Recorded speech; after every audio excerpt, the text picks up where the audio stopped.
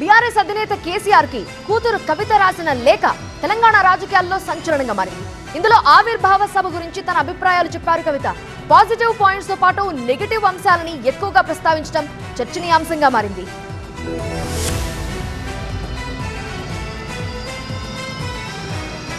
వరంగల్ సభకు సంబంధించి కేసీఆర్ కు లేఖ రాసిన కవిత ఇందులో అనేక అంశాలు ప్రస్తావించారు. ఈ సభతో క్యాడర్ నైతికంగా బలపడిందని తెలిపారు. ఆపరేషన్ కగారు మీద మాట్లాడడం చాలా నచ్చిందని, కాంగ్రెస్ ఫెయిల్ అని చెప్పిన తీరు బాగుందని అభిప్రాయపడ్డారు. సభలో రేవంత్ రెడ్డి పేరు తీయకుండా మాట్లాడడం చాలా మందికి నచ్చిందన్నారు. సీఎం రేవంత్ విమర్శలు చేస్తున్నా కేసీఆర్ హుందాగా వ్యవహరించారని అన్నారు. సభలో కేసీఆర్ పోలీసులకిచ్చిన వార్నింగ్ కూడా బాగుందన్నారు. ఈ భారీ సభకు సంబంధించిన నెగటివ్ ఫీడ్బ్యాక్ ను కూడా కేసీఆర్ కు లేఖలో వివరించారు కవిత. కేసీఆర్ స్పీచ్ లో ఇంకాస్త పంచు ఉండాల్సిందని అభిప్రాయపడ్డారు.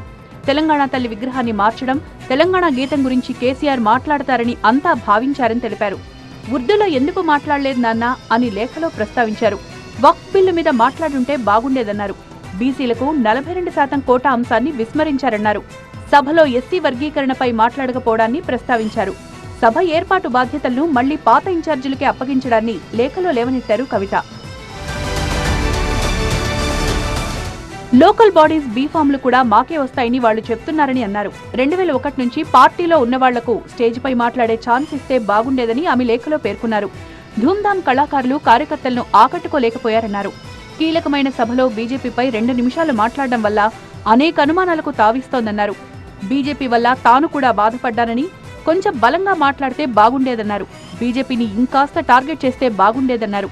జిల్లా స్థాయి నేతలు, ఎమ్మెల్యేలు మిమ్మల్ని కలవలేకపోతున్నామని బాధపడుతున్నారని, కొందరిని మాత్రమే కలుస్తారని భావిస్తున్నారని తెలిపారు.